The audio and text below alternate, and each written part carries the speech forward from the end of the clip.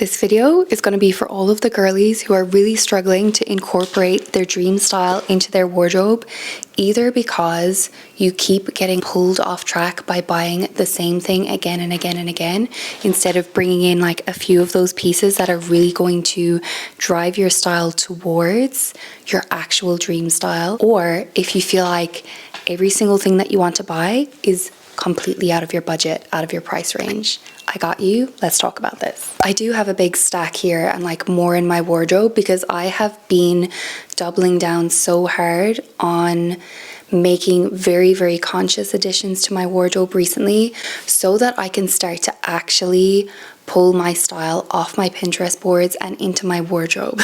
And this has been kind of like a slow progress over time. I've like dug my way out of the trenches, and I tell you, I've gone into like almost every single pitfall that it's possible to go into with personal style.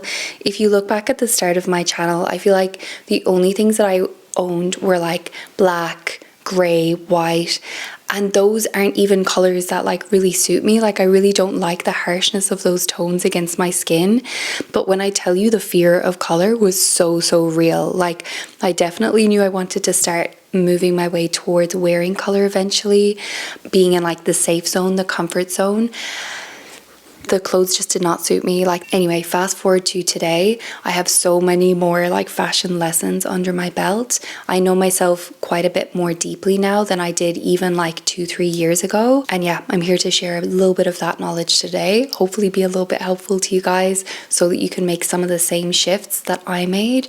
And yeah, just empower you to wear the clothes that you already have while keeping a keen eye out for like what is actually missing from your wardrobe. You can go out onto the internet and have like the whole world of fashion at your fingertips, but what are you actually choosing that's going to work for you, for your lifestyle, for your budget? That's a whole nother kettle of fish, right? One of the first pitfalls that I fell into was definitely overbuying basics, overbuying staples. And that was before I even really understood what even a basic or a staple would look like in my wardrobe, what function it should have, and how it would sing beside like more personality pieces in my wardrobe. And I think I was just sort of like trying to like cover my bases and get the most basic things. This is something that most people go through when they start to rebuild their wardrobe and they're sort of starting with a blank slate. But what really helps is like over time having more of a deep understanding of who you are, the type of lifestyle that you have, like how messy is your lifestyle, how sweaty are you as a person, how active are you going to be doing kindy drop off in the morning, are you going to be wearing the same thing all day long?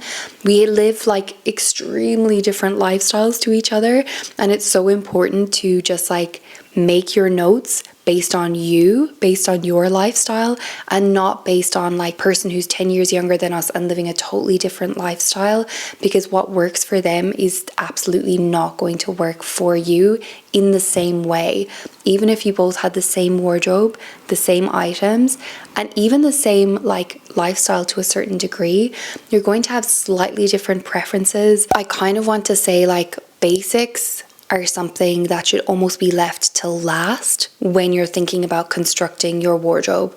Because if you start from basics, it's still, I think, too much of a blank slate. But if you start from like statement pieces, personality pieces, or pieces that are just going to be more like specific to you, that's where we start and we build our way back to our basics, because our basics need to complement, you know, our personality pieces. They need to complement the standout pieces in the outfit. You need to know what kind of outfits that you like to wear and what are the like showstoppers that you like to wear. And then the basics are going to be dictated by that. Like for example, say you're a person who, like me, prefers to wear skirts over wearing trousers a lot of the time. I was actually watching one of Katie's videos recently. She found the most fabulous pair of brown trousers, and she was talking about the hazards and the problems of like, you know, being able to find a pair of pants that actually fits really well. And personally, as someone who like, I have like a bum, I have thighs, I'm kind of more of a pear shape, smaller waist, bigger bum. It's so hard, and like a long torso as well. It's really hard for me to find trousers that fit, but that's just an aside. So like I know that about my personal body and my style preference, that I'm more feminine on the feminine side. So majority of the time I'm going to be wearing skirts or dresses because it's just easier to find ones that fit and that fluctuate with my weight as it moves throughout the month. That's like a key thing to know. And if I didn't know that about myself, then the types of like basics that I might be buying would be like, oh, get like a basic straight leg pair of jeans, or like, which might not even work for my body. Like, spoiler alert, it doesn't. A classic like boxy fit t-shirt or something, and be like, this actually doesn't really flow really well with the dresses that I want to wear or the skirts that I want to wear. So like a really basic might feel like it makes loads of sense for someone else's wardrobe, but then whenever it like waltzes its way into your life, the practicality of like the rubber hits the road, it just sort of doesn't add up. The basics that you're going to be buying are going to be largely dictated by the personality pieces. So obviously, full disclaimer, as I have a YouTube channel, brands do end up sending me pieces from time to time, and I love the brands that I work with. I've been really fortunate to be sent some lovely pieces. I'll show you some pieces that I've got from Rouge in just a second, but it can also be a little bit of a pitfall because when you're being sent items for free, obviously you kind of almost like err on the side of saying yes, even though it might not be exactly your style.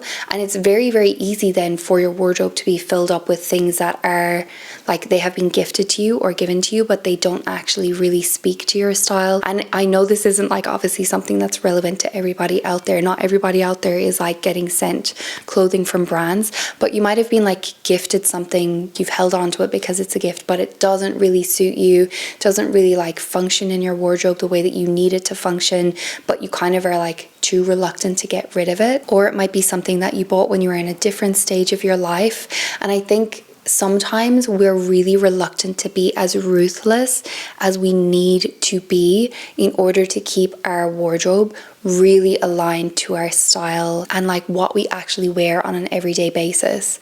And I found that as soon as I started to remove things from my wardrobe that were just taking up space and that were just sort of white noise and that were like the like I'm holding on to just in case, you know, as soon as I eliminated a lot of those pieces, it started to be so much more clear to me like what my style actually is and what I actually need in my wardrobe.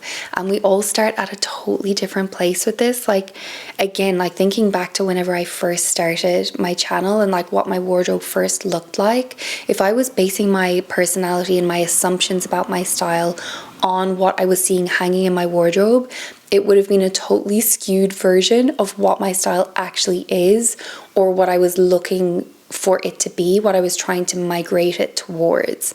And it can be a slow journey as well to migrate your style. So basically something that made a huge difference is number one, being very intentional about the pieces that come in, the pieces that I keep, and also very ruthless about the pieces that I let go of.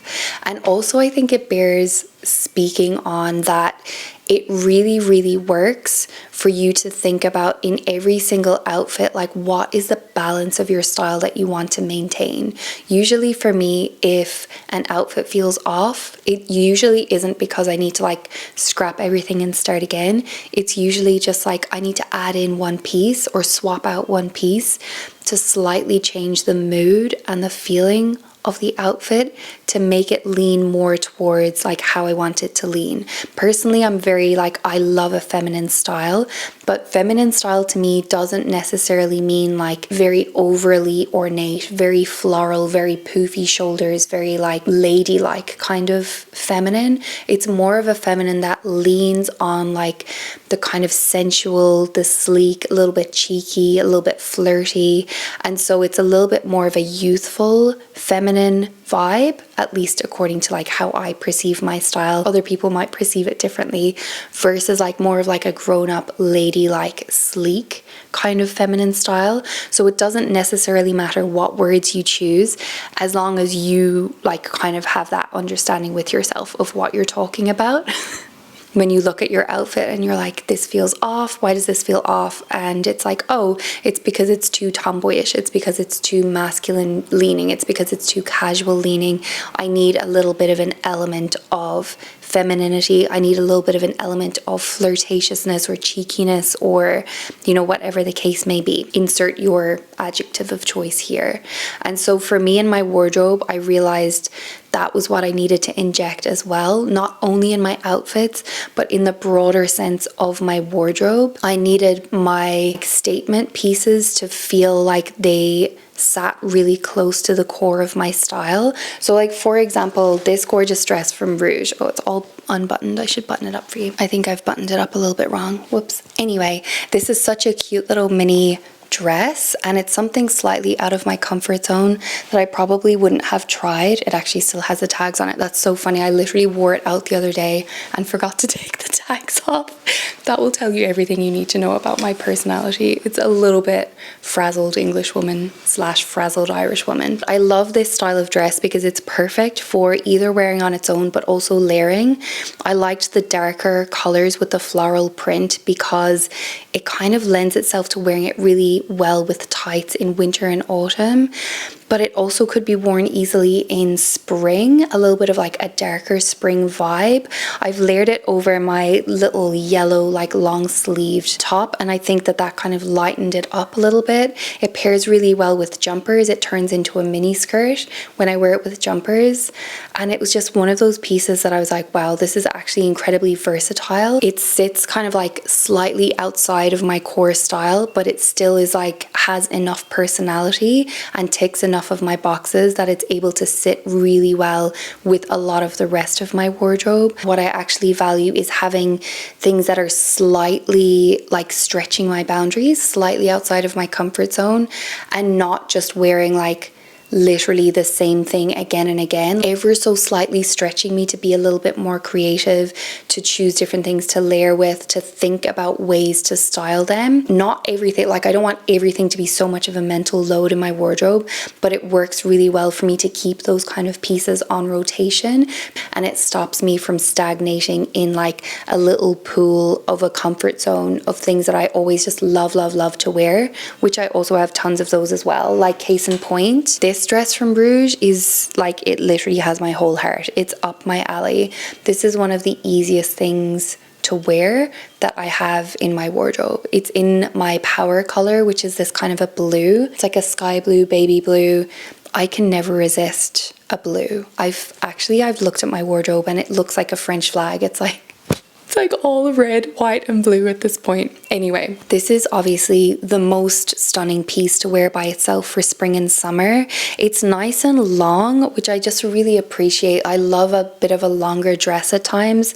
It makes it so much easier to style. Actually, still kind of like midi length enough that I can wear like a skirt over it. I actually styled it in one of the clips with this skirt over the top, which is a little bit of a longer one, and that just gave like another added dimension of, what's the word, like versatility to it, even though majority of the time I would wear this dress just by itself. But the top of it is so feminine, so flirty. The skirt on the other side of this hanger is another Rouge piece. It's so stunning. I actually was a little bit hesitant about this because it hits very like mid-calf, but I really wanted to give it a try because even though it's like not the most flattering kind of length for a skirt to fit, it feels so vintage, it feels so nostalgic, it feels so French, and I just had to sort of, I don't know, fight against my instincts and be like, you know what, I'm gonna try this out, because I really wanted to question a lot of my assumptions that I've been holding about like myself, my body, and my like personal self-image. I don't know, this sort of obsession that we have about always looking like snatched, or like always looking like we're wearing things that have like the perfect proportions and that like always suit us really well. And there's something about like wearing something which isn't like conventionally as flattering as a different skirt length. And I know it's controversial, okay? I do know this. Why am I judging myself so harshly when I actually really like this skirt, you know? And so whenever I put it on, it feels flirty, it feels feminine. Sometimes I think as like fashion girlies and as girls who like are very self-aware and very able to like dissect exactly why something looks good or doesn't look good, it can be so easy to roast ourselves and to be like really harsh on why something isn't working, when somebody outside of us would just look at that and be like, wow, what a fun flirty red skirt, and they might not be like, and it doesn't suit you. Like usually a lot of the time, a lot of that is just mind chatter. I don't know, projections that we put onto our look and onto our image, and then like other people just aren't even seeing it the same way that we're seeing it, and other people are thinking that it looks good, but we're like harshly judging ourselves. I hope this is making sense. Like, I definitely still want us to look good and to feel good and to feel confident in our clothes. I'm not saying like go out there and create ugly outfits on purpose, but it is like a really interesting experiment to do, and to just notice how you react to different silhouettes being on your body. Speaking of slightly more unflattering, these are the pair of jeans that I wear the most. I don't love the whiskering that it has on like the front of the hips, but I still wear these. Like, they fit pretty well on the waist, on the bum. The only thing about them is that it does take a little bit of more intentional styling, because they in themselves are not the most feminine jeans. Like, they're supposedly quote unquote straight jeans, but they come across as sort of like just baggy jeans on me, tomboyish kind of jeans. And so I have to style them with a little bit more intention if I want my outfit to lean closer towards the core of my style. And so that's where the basics that we're buying come into it as well, because the basics that I've been adding into my wardrobe lately have all been like mainly in the form of tops, like this long sleeve top that I'm wearing, which is like this kind of burgundy long sleeve sheer.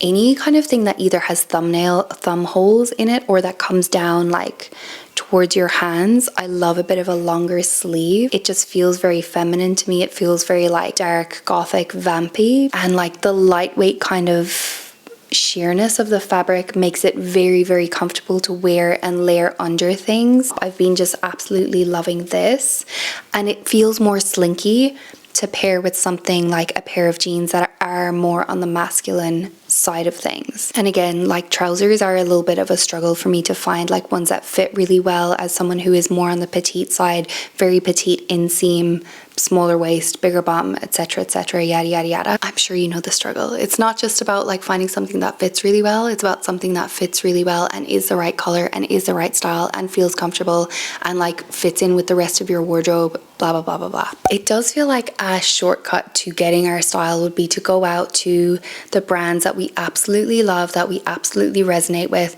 and buy our whole wardrobe from there. But the problem is, especially if you have a style that maps onto like Doen, or that maps onto Realization Par, or that maps onto like Rouge or Reformation or one of those, even Cézanne, the price can be pretty prohibitive for many of us getting our whole wardrobe from there. So then the key becomes like, which pieces are more important to buy from somewhere like that versus what are the basics that are going to complement a style that sits in that realm? What are the pieces in my wardrobe that are actually bringing my style closer towards that like style language? Like, for me, to have something feminine in every single outfit, having the right kind of balance in your wardrobe so that in any given outfit you can have the correct elements of style to pull from that are speaking to like your style language.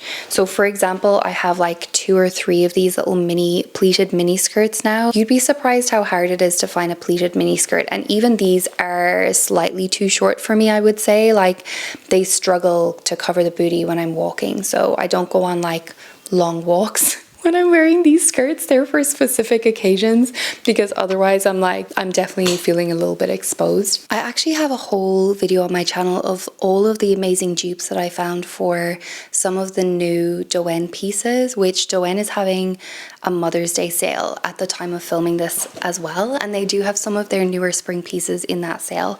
But regardless, if Doen is out of the equation and out of the budget, in my mind I was thinking, okay, so like, what would spending like 500 New Zealand dollars on like a feminine Doen blouse, what would that add to my wardrobe? This is actually one from Uniqlo, which I adore, and it's so lovely with the gorgeous like feminine print. It's got this like very Doen vibe, kind of like June blouse kind of vibe. And personally, at this moment in my life, when I have young kids and I'm getting stains on me all the time and I'm quite a clumsy person, the idea of spending that much on a blouse, which I would you know, wear like the same way that I would wear this blouse.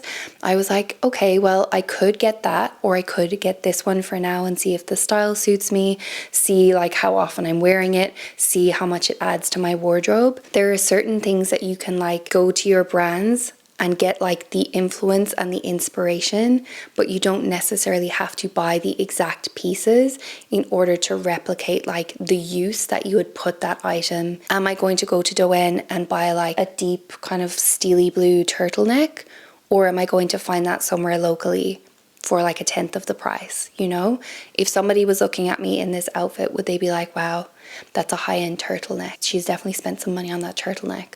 Is it necessary to spend that money? Or is it more wise to get something in a very similar style from somewhere more affordable? Like, you can definitely be a bit more intentional with spending on your budget and on your basics, finding specific styles that you still like and that still sit within the core of your style, but it doesn't have to be necessarily from those specific places unless that is something that is very endemic to that brand and that you cannot replicate by going elsewhere. Doen have incredible quality pieces. They have like amazing detailing. They have really good quality artisan work. They also have a lot of like really sheer pieces, let's be real. And a lot of people give out about their sheer pieces because like, yeah, it's beautiful, but I'm not going to be wearing a slip under my summer dresses, for example, because it's hot. Like, I don't want the extra fabric on my body. It's going to be too hot. And the reason that you buy a dress is so that it can be a one and done outfit. So on the one hand, we can be inspired by these brands, and we can also invest in certain pieces when it sings to us, when it sings to like our ideas and like what we actually want to dress as. But we don't have to like solely rely on the most expensive brands to provide us with the style that we can actually get little glimpses of from elsewhere, especially if you're like mixing and matching pieces together. So for example, like wearing a really like more of a plain piece like this and pairing it with like this dress from Rouge, like a skirt like this is something that is definitely like makes more of a sense to me to invest in, because it has those beautiful details that you might not be able to find elsewhere. Like the gorgeous little, I love this little button. Like buttons make such a difference on a garment, honestly. Like the lace on this, the length on it, the style of it. It's the same in your home if you're mixing like high-end and lower-end kind of pieces, like pieces from IKEA with something that are a little bit more bespoke. Like the things that are more higher end will lift the tone of everything. Quality really, really speaks, but not everybody can kind of pull off that kind of budget. Picking one or two key pieces that you can repeat in outfits, that you can mix and match with other pieces, it really helps to pull your style really cohesively towards what you want, at the same time as like not overly indulging, overly investing in pieces that you might be able to source elsewhere. This skirt, for example, is a dupe for the Doen Sebastian skirt. It looks really closely aligned in style, and it's something that I got from Uniqlo for like, I don't know, $50 or less. Like, it was very affordable, and it has pockets, which is not something that one can say about many of the Doen pieces. So I've realized that playing with color, playing with shape, playing with silhouette has been something that has started to move my style much, much more close towards my style vision, and also incorporating more of those higher end pieces. Like this skirt that I'm wearing right now is from Fabrique. This is quite an academia kind of a vibe that I'm wearing today with my like dark, kind of vampy dark. This is my autumn dream, guys. I'm wearing my autumn dream outfit right now, including my big hoopy earrings, which I lost for a while and then I refound them. The best. Anyway, this skirt is from Fabrique and it's got that gorgeous plaid paneling. It's really long. It's got tons of movement to it. It's one of my favorite pieces in my wardrobe. It's academia. It's dark. It's got a lot of dimensionality and flow to it. It feels very premium. It moves really beautifully as I walk.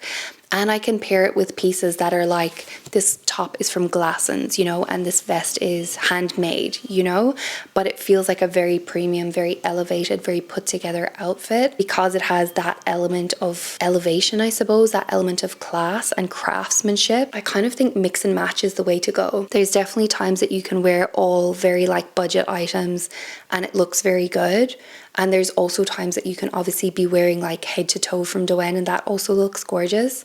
But there's something about being able to covertly kind of mix and match so that it's a way that like suits your budget, suits your style, and where you have like very, very key investments in pieces that are so versatile, that work in many different situations, or that just simply give you like the vibe and the mood and the specific je ne sais quoi that you can't get from elsewhere, that can't be like duplicated, that can't be replicated elsewhere. I think the only thing I haven't really talked about is accessories today, because it's quite important, and like I might even do a whole nother video on that, all about shoes, jewelry, even like perfume, makeup, and all of that. I hope this video has been helpful in some sort of a way, has sort of helped you to like consolidate maybe some ideas. Please leave me a comment down below if this has resonated or if you've taken anything useful away from this. I'll link all of the pieces that I've showed, including all of the gorgeous rouge pieces, which I truly, truly love them. I love you so much, and I'll see you in our next video together.